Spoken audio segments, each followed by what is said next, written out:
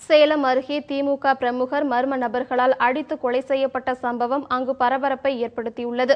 இளம்பிள்ளை புதுத்தெரு பகுதியைச் சேர்ந்த திமுக பிரமுகரான வெங்கடப்பன் ஜவுளி வியாபாரம் செய்து வந்தார். இவர் தனது 3வது மகன் ராமமூர்த்தியின் வீட்டில் தங்கியிருந்தார். இந்நிலையில் வீட்டில் தனியாக இருந்த அவரை மர்ம நபர்கள் தலையில் கடுமையாக தாக்கி கொலை செய்துவிட்டு தப்பி ஓடியுள்ளனர்.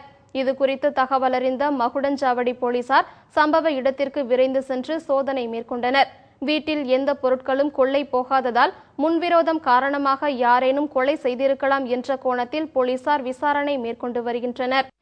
இளம்பிள்ளைங்கிற ஊர்ல 80 வயது மதிக்கத்தக்க ஒருத்தர் தலையில் அடிபட்டு இறந்துருக்கிறாங்க. விசாரிச்சுட்டு இருக்கிறோம். இப்போ பணமும் இருக்கிற பணம் இருக்குது. எங்கள் உள்ள பீரோவில் கிட்டத்தட்ட ஒரு 30,000 ரூபாய் கேஷ் உள்ள இருக்குது.